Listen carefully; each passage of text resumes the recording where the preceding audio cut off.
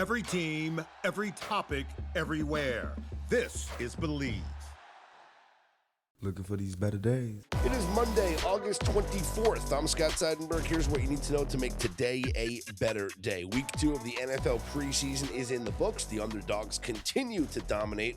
Will that continue going into week number 3? Plus, the Raiders dodge a bullet, and we continue our 32 and 32 NFL team previews with today's team, the Atlanta Falcons. Mackenzie Rivers joins me on this episode of Better Day, presented by FanDuel. And Mac, week 2 of the NFL preseason came to a conclusion.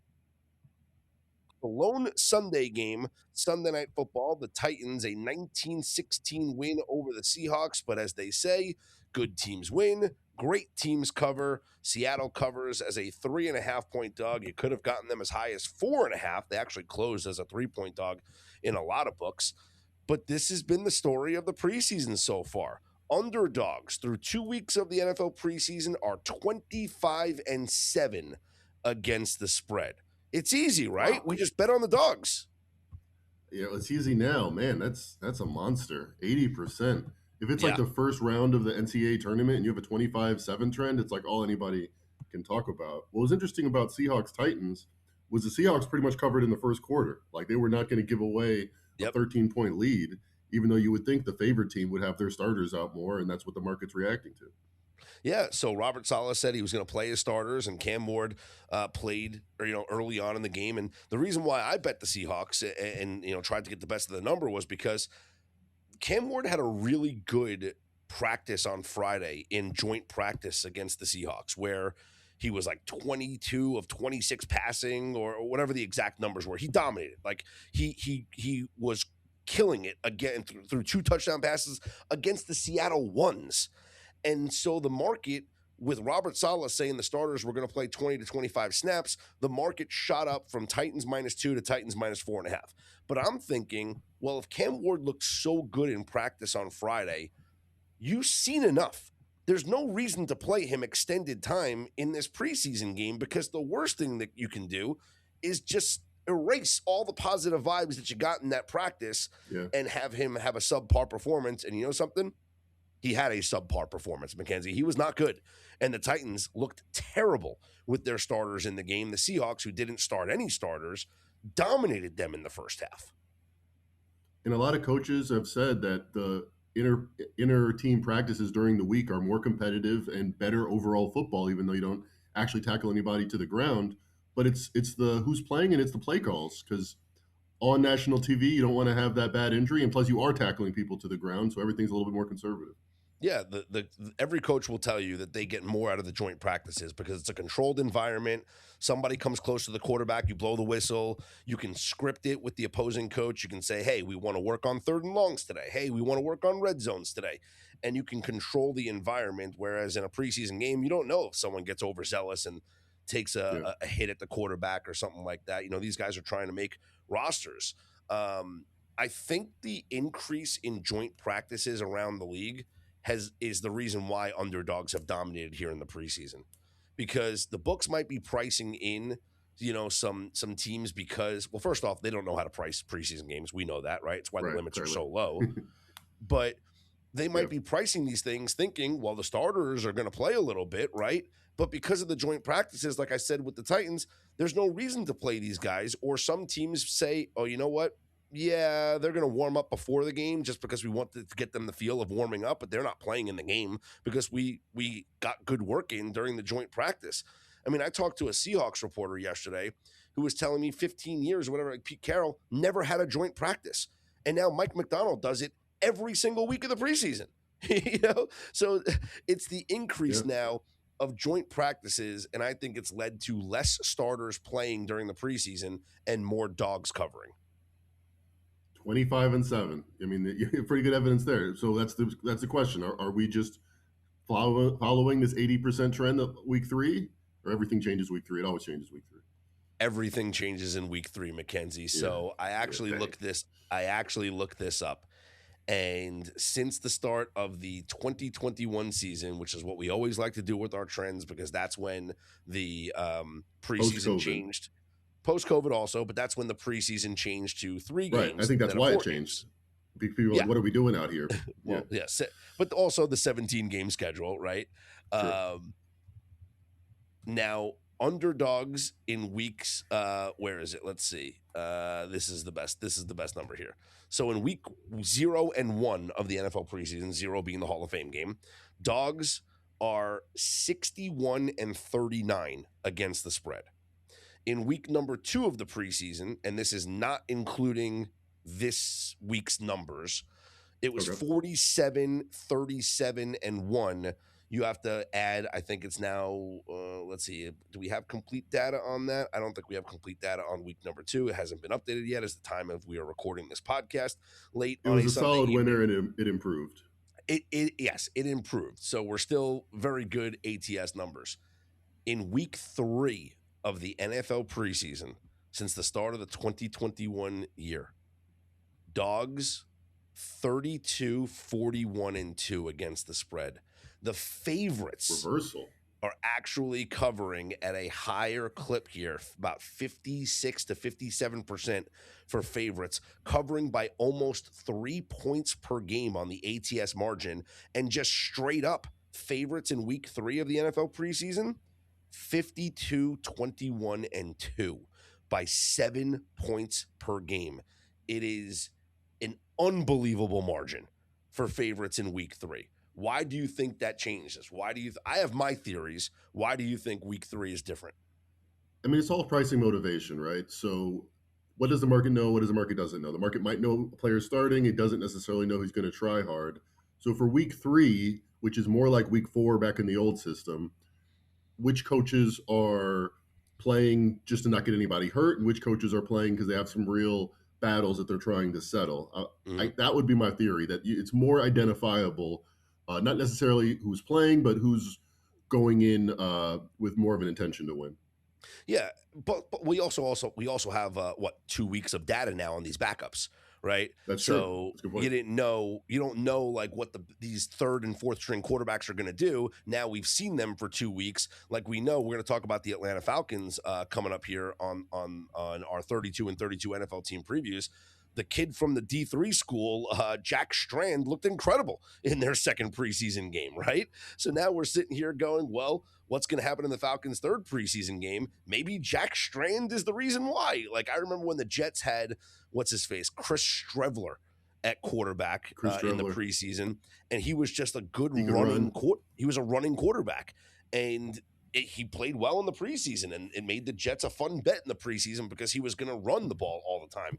So maybe this Jack Strand is going to lead to, the Falcons being favored in week 3. We don't know the lines just yet for week 3 of the preseason. But my other theory is week 3 of the preseason, since, over the past couple of years, has also coincided with week 0 of college football.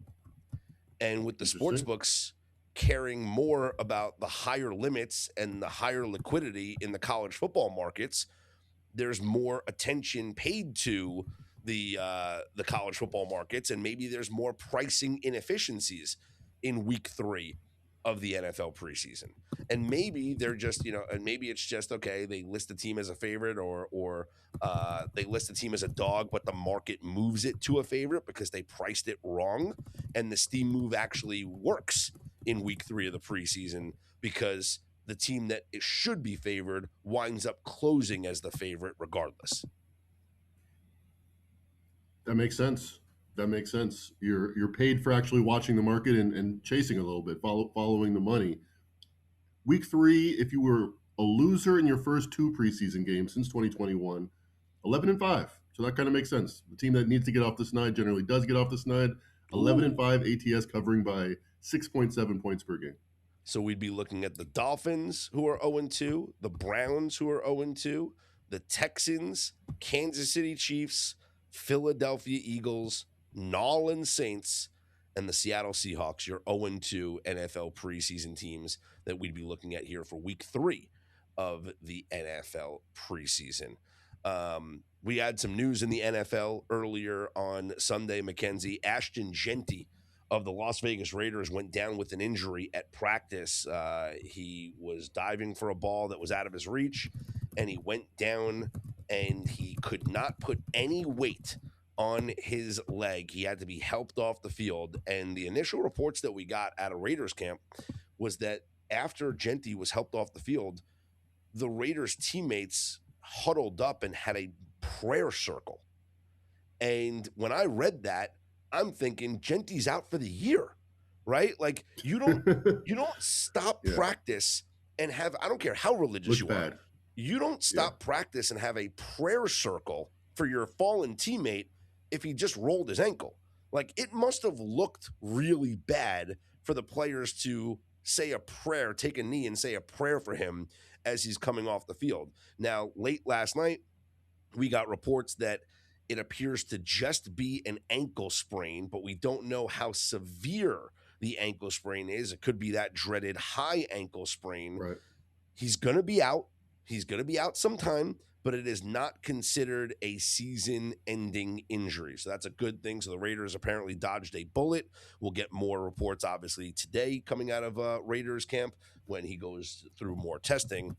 But the sicko in me, I mean, listen, we look for advantages in the market, right, whenever we can find them. And as soon as I saw the report on Twitter of Genti getting hurt, I immediately looked around for any book that I can find that had Ashton Genti season-long props, and I played on a local under 975 for Ashton Genti rushing yards. Man, they gave you 975. That is exactly, it was 975 and a half over under. Yeah. That is exactly the number from his first season, yes. where he did have a couple bangs and bruises, but played every game, just 3.7 yards per carry. You could say maybe under Kubiak, better history with running, but he also has a history of using a lot of different backs. And yeah, I would be surprised if he's 100% week one with the prayer circle ankle.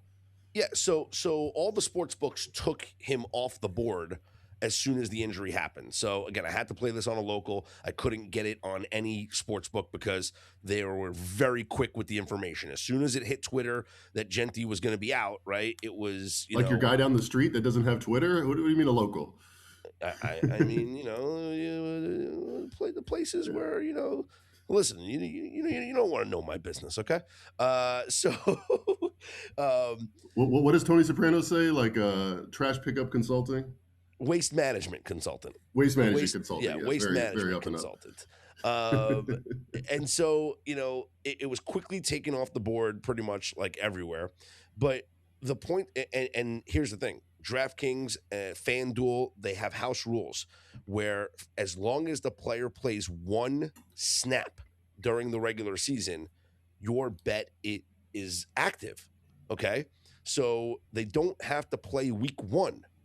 And my thought was if Genti, and again, we'll see what the house rules are, but if Genti misses a month to start the season and then comes back, you're under 975 is golden, right? Yeah, even if he has a bounce back year and looks great. Exactly. Yeah.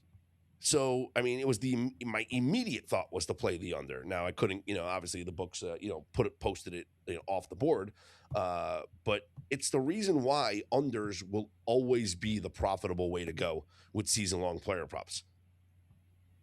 I think there will be a year. I mean, there just has to be where they're going to just underprice that. I don't even know if they will actually, because theoretically, the way markets work is if there's a profitable side of the wager every single year, they're going to just change the price until it's not that right side. But the psychology of people wanting to bet over and root for their teams or root for their players is so strong. Yeah, I'd say maybe one year it's 50-50, but most years it's going to be 52-48 for the under season-long props, if not better. There's so many ways you can cash an under. It doesn't. It could be just performance. It could be injury. It could be game script. Right. And that's the thing that bothers me a lot. And I've heard a lot of people, and listen, we've talked to people on this pod that have said it. And I've talked to other respected people that, people that I respect that have given I don't want to be disrespectful, but a dumb reason for betting it over. Right. and what that reason is. It's easier to make the case when you're making content. Yes. Make the case for an over. I love this guy. He's going to unlock him. But there's different reasons to bet an over.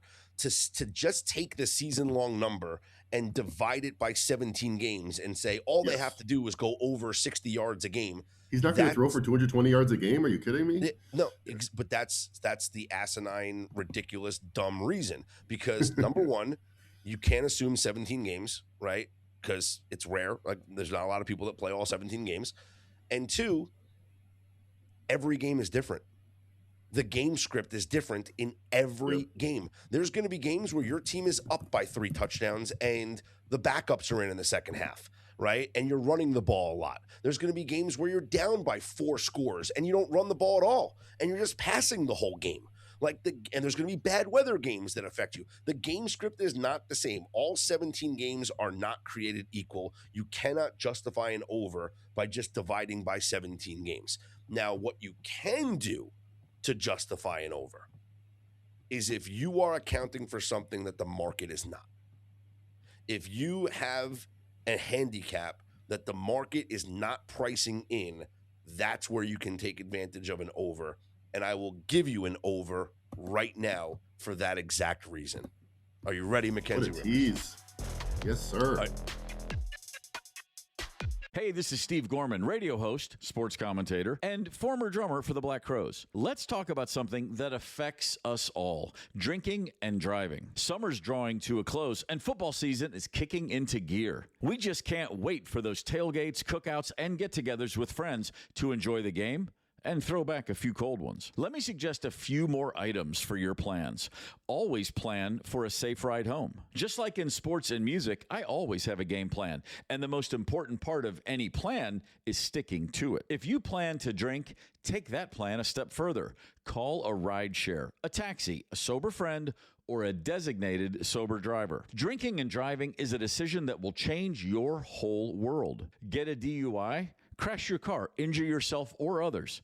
The consequences are immediate and everlasting. Please be safe for your sake and everyone on the road, and get a sober ride home. Drive sober or get pulled over. Paid for by NHTSA.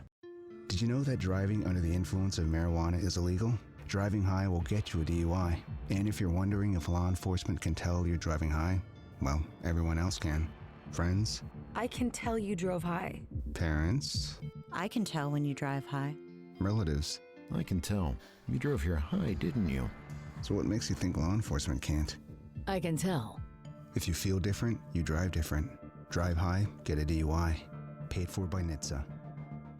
Baseball fans, think you know who's hitting a homer today? Well, FanDuel is giving you a free chance to call your shot with Daily Dingers. Joining the action's easy. Just make your free pick on who's hitting a home run in their game, and if you're right, you'll get a profit boost to use on your next bet for a chance at extra winnings. You've got nothing to lose and a lot to gain. And don't forget, you can make a free pick every day during MLB season. It's just another way FanDuel is home for home runs. So, are you ready to play your game today? Join all the action at FanDuel.com/Believe. That's FanDuel.com/Believe to play Daily Dingers and make your free pick on who's hitting a homer. Play ball and swing for the fences on FanDuel, an official partner of the MLB. 21 plus in select states. For Kansas in affiliation with Kansas Star Casino. 18 plus DC, Kentucky, Wyoming. No purchase necessary. Opt-in required. Bonus issued as a non-withdrawable profit boost tokens. Restrictions apply, including any token expiration and max wager amount. See terms at sportsbook.fanduel.com. Gambling problem? Call 1-800-GAMBLER or 1-800-MY-RESET. Call 1-888-789-7777. Visit ccpg.org/chat in Connecticut. Visit mdgamblinghelp.org in Maryland. Visit gamblinghelplinema.org. Call 800-327-5050 in Massachusetts. Call 1-877-8-HOPE-NY. Text HOPE-NY New York. Call 1-877-770-7867 in Louisiana. Are you ready? Saquon Barkley of the Philadelphia Eagles over 1,099.5 rushing yards this season. That is the over that I am betting, or I've already bet. The reason being has nothing to do with the fact that even in a down year last year, he went over this number, and I expect it to be a bounce back year for Saquon Barkley. But there is a new offensive coordinator in Philadelphia named Sean Mannion. Comes from the McVay-Shanahan tree, right? He wants to focus on more under center snaps for the quarterback, for Jalen Hurts. More under center, more play action, run heavy. Okay, great. Last year, Saquon Barkley had 280 rushing attempts. He averaged 4.1 yards per carry, plus 66 rushing yards over expected, rushed for a little over 1,100 yards. Out of the shotgun, Saquon Barkley had 134 carries with a 3.6 yards per carry average and a negative 69 rushing yards over expected. When Jalen Hurts was under center, Saquon Barkley in 108 rushing attempts, a 4.9 yards per carry average, and plus 168 yards over expected. He is a much better runner when he has the time to pick his lanes when the quarterback is under center as opposed to shotgun snaps. And with Sean Mannion calling more under center plays here for the Philadelphia Eagles, that is something that the market is not pricing in with Saquon Barkley's season-long rushing prop. Give me over 1,099.5 rushing yards for Saquon Barkley. It's a great handicap, sir. I mean, 2 years ago, he had 2,000 yards. He was like the best running back of all time. He won the Super Bowl. Could have been Super Bowl MVP if Hurts didn't have such a great game. And then last year, he has a down year. Everyone talks about it. He goes from 5.8 yards per carry to 4.1. We don't even need him to regress, but he's probably going to regress to the mean. And they have a new coordinator with the Eagles every single year. So last year's didn't work. And this year, I like the old keep giving it to Terrell Davis till you bootleg on third down or whatever style of coaching that Mannion's probably going to bring with him. And think about it, like last year, Kevin Petula had no idea what he was doing on offense, calling plays. Like, it's just ridiculous. Like, that's the bar we have to clear. And he already got 1,100 yards last year, missing one game. He missed one game each of the last two seasons. So you already have that built in, and you're probably good with your over. About the idea in general of season-long props, last year was 10.5 drives per carry. I mean, per game, per team. Last year was 10.7. Those are the lowest in the play-by-play era.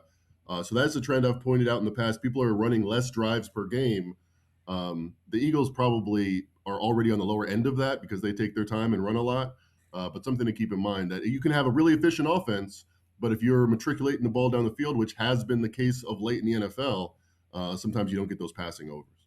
Yeah, scoring's up in the NFL, and because the average starting field position's up with the new kickoff rule, but that just means there's less yardage for every drive. So I feel like the numbers are still being priced in just based off of like players' averages, but there's less yardage to get in every single game because that's a great point. Yeah, 23 points per game was the most in 5 years in 2021, but yards per game was not up. So that's a great point. Starting field position, more scoring, less yardage. So season-long unders, unless you have an edge in the market like I believe I have here with Saquon Barkley. All right, Mackenzie, let's get to our 32 and 32 NFL team preview of today's team, the Atlanta Falcons, a win total of 7.5, minus 140 to the under. They are plus 215 up on FanDuel to make the playoffs, minus 260 to miss the playoffs. And here are your odds in the NFC South. The Tampa Bay Bucks plus 170. They are the favorites. The Saints plus 270, Panthers plus 310, and the Falcons plus 400. Kevin Stefanski takes over as the head coach. Tua has been brought in as an insurance policy at quarterback. Michael Penix this last week was cleared to practice, so the real quarterback battle officially can begin here in week 3 of the preseason. Ultimately, what do you think happens with the quarterback position, and how do you see this season playing out for Atlanta? Modern technology has improved in the legs, not so much in the head. I feel like Tua is not long for the NFL. It seemed like that for years now. I know he hasn't played since November of last year, but I would give it to Penix Jr. Just because he's the homegrown guy. He's the guy that fans would want to see. I believed in him, and now he turned good. I'm not sure if there's a huge talent difference, but I think he's just gonna, tie goes to the runner, tie goes to the incumbent. Yeah, I give it to Penix Jr. I've gone under with the first couple ones that we've done. I can't see 8 wins for this team, though, even in the terrible NFC South. Kevin Stefanski has 2 years where he's had a winning record. Both times he won Coach of the Year with 11 wins in 2020 and 11 wins in 2023. I feel like that's got to be improving his what the market thinks about him more than probably is warranted. I'm not sure he's a guy that can turn around the Falcons like that, and they're clearly punting on the now, trying to. They've signed these huge deals to all their skill position players. they're bad deals now. The idea being in a couple of years when all the money goes up, it will be good to have Genti on $20 million a year. But right now, it seems hard to make a winning team with that kind of outlay. I mean, I guess the one positive is that Tyler Algiers is not there anymore to steal some goal line carries from Bijan Robinson. So Bijan Robinson should have fantasy owners rejoice. Yeah, he should have a monster season now. And Stefanski probably, he's usually like a one-back guy. So and a run-heavy offense. So that could be good here for Bijan. You mentioned the skill position players like Drake London's great. Kyle Pitts is great. They brought in a couple of other ancillary pieces to help them out. I still think the major flaw with this team is defensively. And I know that they tried to address it in the offseason, but looking at our preseason trench report, which will be updated after week 2 of the preseason with more injuries, the Falcons are the number 31st ranked pass rush unit in our preseason trench report. Wow. They don't get after the quarterback. And again, this is just last year's numbers going with this year's rosters and injuries and things like that. But they don't get after the quarterback. So I think defensively they're a liability. I know that they, I guess they made, like I said, they made some additions to this roster in the offseason to try and like shore up the defense. Like I think they made some free agent signings in the secondary, but they also lost Jalen Walker to a torn ACL a couple of weeks ago. He was probably going to be one of their better linebackers, number 1 first round pick in 2025. Yep. So I just, like you, I mean, it's always a lean under for me, but this is a lean under. I don't think that whether you are a believer in Michael Penix Jr. or Tua or not, I just don't think that this is I don't think this is a team that's competing for this division. I think that maybe this division eats each other up a little bit, and like every team finishes with a subpar record and like 8-9 wins the division. But I think it's going to be at best it's a 7-win season here for the Atlanta Falcons. I've never thought of the other way of the alternate win total, but I can't see them winning 9 games. How expensive is that? Is that like minus 180? Like I could see them winning 8 games in a division where they're all terrible and they all take a game off each other and they win 8 games. But 9 games with this roster, I'd be surprised. So you want to see how much plus money you get on the? No, it would be buying a win from 7.5 to 8.5. So it'd be a minus, like if it's minus 200, it's too expensive. No, no. You mean under 8.5? Oh, under 8.5. Yeah, under 8.5. Under 8.5 is minus 270. The over 8.5 is plus 210. Under 6.5 is plus 130. If you think they're a 6-win team, as I mentioned, I think 7. I think I wouldn't even mess with the alternates then. I think I would just bet under 7.5. 7's fine. I mean, let's look at the schedule, right? So they have the one international game in Madrid against the Bengals, and then they return with no bye week to take on the Kansas City Chiefs. So good luck there. And then look, you're playing Baltimore, you're playing Detroit, you're playing San Francisco. Outside of division, where are they getting wins in this game, in this series? Cleveland, they're at Cleveland week 14. That's the Stefanski revenge game. Yeah. You give them that, and then what? Like this could be a bad team. I mean, okay, maybe they win in Washington. You give them give them 2 division wins, right? They finished 2-4 in the division. So give them 2 division wins, give them a win in Washington, give them a win in Cleveland. That's a 4-win team, right? Where else are we getting the wins from them?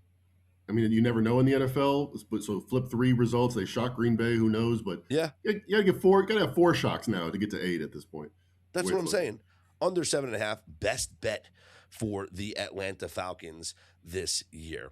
We will continue the NFC South. Coming up tomorrow is the Carolina Panthers with Michael Fiddle as we continue through the Better Day podcast schedule. A reminder, the Better Day football show airs each and every Thursday, live stream 2 p.m. Eastern time, 11 a.m. Pacific time. If you missed last week's episode, it is up on YouTube. It's also up on Twitter and on this Better Day podcast feed for you guys to listen to. And a special broadcast this Thursday as Fezzik and I will be live out on Radio Row at Circa for Circa Sports Ultimate Contest Sign-Up Weekend.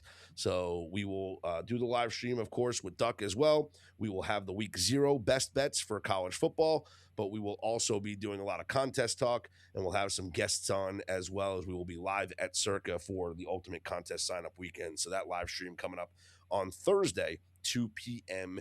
Eastern time on the Better Day YouTube page and on the Better Day Twitter account. For Mackenzie Rivers, I'm Scott Seidenberg. Here's hoping you make today and every day a better day.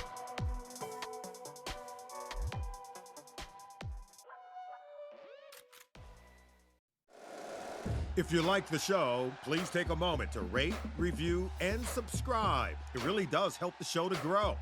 Thank you for listening.